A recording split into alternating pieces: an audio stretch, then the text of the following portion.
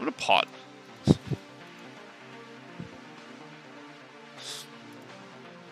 I like the idea of using a large c-bet sizing, even though he can have like some amount of ace-king, obviously.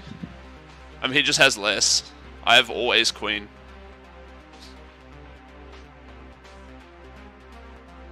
Do I want to rip this turn or not? Kind of interesting. 34 roll probably means don't rip it.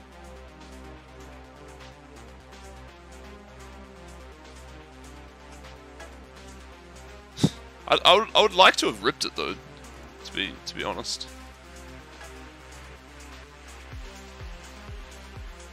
Unblock top pair. It's gonna have just like a pair. Bets the turn. Well, it's pretty strong.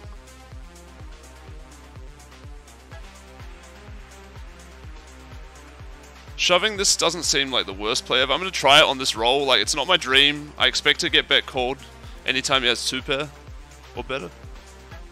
But he might bet fold an ace with the sizing that he's chosen. Oh, that's crazy. We definitely bluffed him there, I imagine. Classic ace against king battle. Should I 3-bet Panaprov? I've got the roll, but we've got Mr. Fish BB. Panaprov's a spewer though, so I'll just 3-bet him this table here. Down here we get the kind of annoying flat with the fish behind play.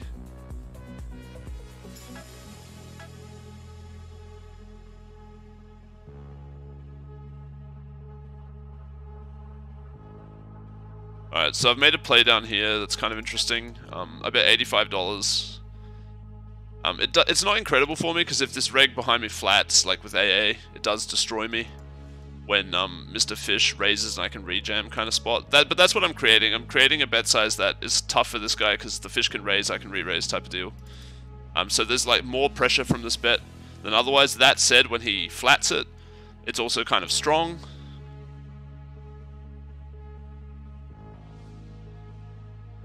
Okay, I think, like, based on the stack depth, we're just shoving this turn. We don't really have a choice. It's how we would have to play other hands to protect them. Obviously, we could trap without flushes, though. Does he have AA? Yeah, just face up as fuck, cunt. Bink one off, though. Nope.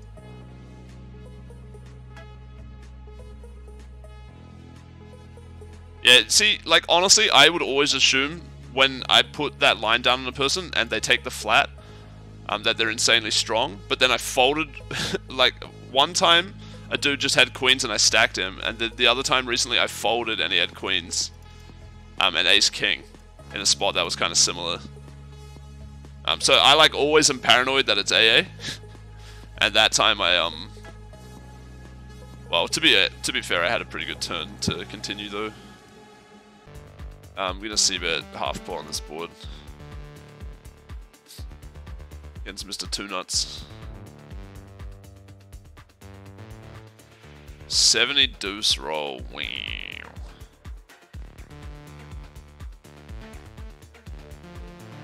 72. I think we're barreling, boys.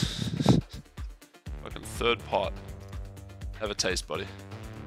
And we're gonna see about the jacks as well. I think jacks are gonna have like a 100% c-bet basically. Lose to a couple flushes here, could take a check back maybe, catch some bluffs as well. I do let him get there with overcards though, which is not ideal. And I think I'm not going to bluff the river this time with the king-queen offsuit, so that's kind of sad. We would like to have gone all in and not lost, but I think this time we're just going to give it away. Check back the jacks. I think there's a bit of value in getting him to turn some shit into a bluff. Mr. Two Nuts somehow gets to showdown with 9s. Very fortunate for him, so we're not going to fold the jacks either. Hoping for the best. And we get the best.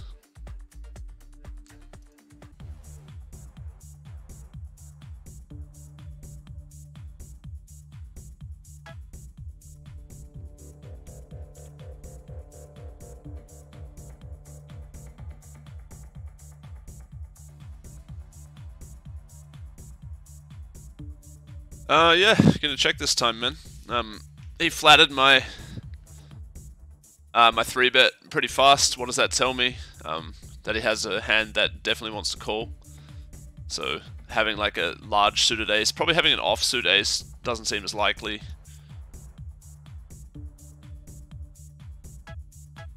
Having a pocket pair, decent pocket pair seems pretty reasonable. So yeah.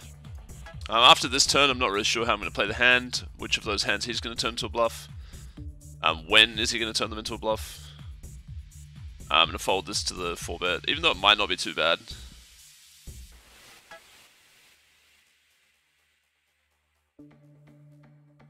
So I could like check raise, I could just donk. He doesn't rate to have a diamond very often, obviously he won't fold when he does.